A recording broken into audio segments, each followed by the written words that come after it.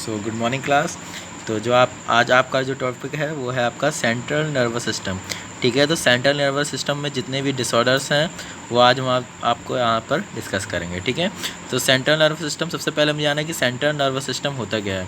तो central nervous system basically जो है वो आपका नर्वस सिस्टम है। ठीक है, नर्वस सिस्टम मतलब जो भी आपके न्यूरॉन्स और जो भी आपके बॉडी में मैसेज कन्वेज होते हैं, ठीक है, थ्रू द न्यूरोट्रांसमीटर्स, उनको हम सबको कोऑर्डिनेटरी नर्वस सिस्टम में कहते हैं। नर्वस सिस्टम हमारा दो प्रकार का होता है, सेंट्रल नर्वस सिस्टम और पेरिफेरल नर्वस सिस्टम। ठीक है, सेंट्रल नर्वस सिस्टम में आपके आते हैं ब्रेन और स्पाइनल कॉर्ड, और पेरिफेरल नर्वस सिस्टम में आपके आते हैं सोमैटोस्टैटिक डिवीजन और ऑटोनॉमिक डिवीजन। ठीक है, ब्रेन में आपके 3 ब्रेन होते हैं, फोर ब्रेन, मिड ब्रेन और हाइंड ब्रेन, और स्पाइनल कॉर्ड आपका अकेला होता है। ठीक है, सोमैटिक डिवीजन में आपके क्रेनियल नर्व और स्पाइनल नर्व आती हैं, और autonomic nervous parasympathetic nervous system में आपके सिंपैथेटिक और पैरासिम्पैथेटिक आपके बॉडी के जितने भी रूल्स रेगुलेशंस आते हैं। ठीक है, तो इन सब का अलग अलग फंक्शंस होता है। क्रेनियल नर्व्स का अलग फंक्शन होता है, स्पाइनल नर्व्स का अलग फंक्शन होता है, ब्रेन के सारे पार्ट्स का अलग फंक्शन होता है, स्पाइनल कॉर्ड का फंक्शन अलग होता है, सिंपैथेटिक और पैरासिम्पैथेटिक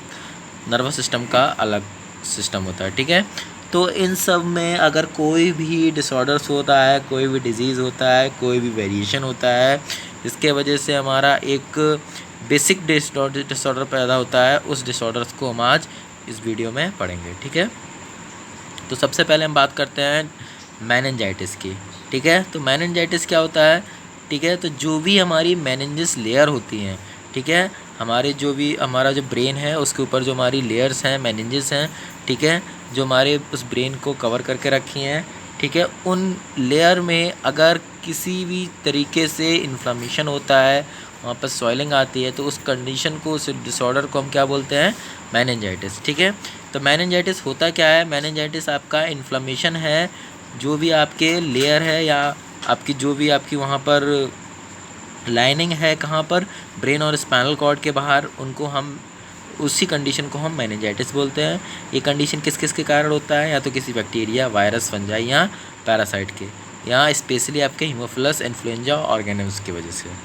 ठीक है, इसकी अगर हम पैथोफिजियोलॉजी की बात करते हैं कि मेनिंजाइटिस किस फेज पे बेसिकली किस तरीके से काम करती है, तो जब भी बैक्टीरिया किसी भी ब्लड स्ट्रीम के थ्रू या किसी ट्रामा के थ्रू बॉडी में जाता है, हमारी या मिकोसल सरफेस के थ्रू जाता है, तो वो जितने भी हमारे वेरियर होते हैं, उन वेरियर को पार करते हुए हमारा ब्रेन में पहुंचता है, ब्रेन से वो सीएसएफ में पहुंचता है, सीएसएफ में जाते ही वो क्या होता है, हमारी जितनी भी मेनिंजेस हैं, जितनी भी हमारी लेयर्स हैं, और लेयर्स पे क्या करता है, हमारा इन्फ्लेमेशन स्टार्ट कर देता है और मेनिंजाइटिस की कंडीशन को डेवलप कर देता है। ठीक है, क्या क्या कॉजेज़ है मेनिंजाइटिस के। बैक्टीरिया की वजह से होता है, वायरल की वजह से, फंगस, रिक्शिया, पैरासिटिक कोई हमारा, या प्रोटोजोल हमारी कोई इंजरी हो, कोई हमारा बॉडी में एंटर कर जाए, ठीक है, फिजिकल इंजरी हो, कोई कैंसर हो, या कोई भी हमारा ड्रग हो, लाइक मेनली आपके NSAIDs ड्रग्स जितने भी हैं, उनके वजह से आपको मेनिंजाइटिस की कंडीशन देखने को मिल सकती है। ठीक है, ये बैक्टीरिया है, मैंने कुछ लिख रखे हैं जिनकी वजह से मेनिंजाइटिस होती है, जिसमें कॉमनली आपका ट्यूबरक्लोसिस है, पैलिडम है, बोर्सिला है, ठीक है, नोकोडिया स्पीसीज़ है, फंजाई है, इसमें नॉर्मली जिसकी वजह से होता है वो न्यूफॉर्म्स है, कैंडिडा है, एस्पेजिलस है, और आपके पैरासाइट्स हैं। इनके वजह से आपको मेनली क्या मेनिंजाइटिस देखने को मिल सकती है।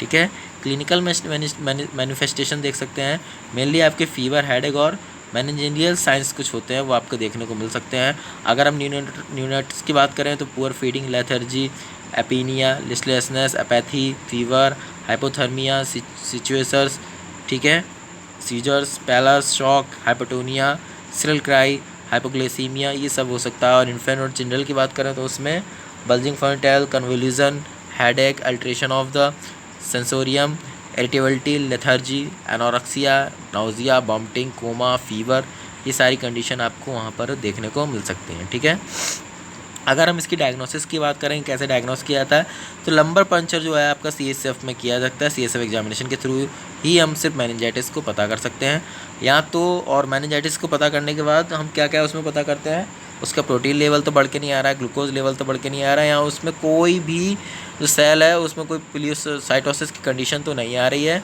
या उसमें अगर हमें कोई पैरासाइट या बैक्टीरिया देखने को मिल रहा है, उसकी माइक्रोस्कोपिक एग्जामिनेशन में वो तो नहीं हो रहा है, ठीक है। तो एक कॉमन फीचर है मैंने आपको यहाँ पर दे रखा है कि अगर बैक्टीरिया का कंडीशन हो रहा है या वायरल कंडीशन हो रहा है या ट्यूबरक्लोसिस कंडीशन हो रहा है, फंगल का कंडीशन हो रहा है, मैलिग्नेंट का कंडीशन हो रहा है, तो उसमें कैसे ग्लूकोज कैसा आएगा, प्रोटीन कैसा आएगा और सेल्स कैसा आएगी, वो मैंने आपको यहाँ टेबल में शो कर रखा है, ठीक है, ये आप पढ़ लीजिए। अब बात करते हैं मेनिंजियल कोड कैसे हमें दिखाई देता है। तो अगर बैक्टीरिया का कुछ भी अगर वहाँ पर हो रहा है, किसी बैक्टीरिया की वजह से हो रहा है, ठीक है, तो क्या होगा, हमारा जो पॉजिटिव बैक्टीरिया मेनली वो इन्फ्लुएंस करते हैं, न्यूट्रोफिल का भी लेवल बढ़ जाएगा, प्रोटीन का लेवल बढ़ जाएगा। तो एक ये आपका मैंने एक आपको एक स्मीयर एग्जामिनेशन दिखाया गया है कि कैसे अगर बैक्टीरियल मेनिंजाइटिस होता है तो उस कंडीशन में क्या क्या हमारा एलिवेट हो जाता है, ठीक है। ब्लड कल्चर भी कर सकते हैं, ठीक है, सीटी और स्कैन और एमआरआई स्कैन से भी हम पता कर सकते हैं कि कैसे हमारी वो मेनिंजाइटिस की कंडीशन बनी है, ये वो किसी बैक्टीरिया कारण है, किसी फंजाई कारण है या किसी और कंडीशन के कारण है वो, ठीक है।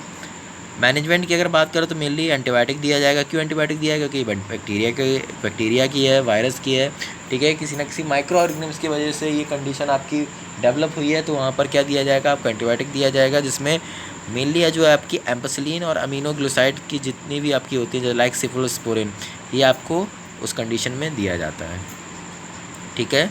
उसके बाद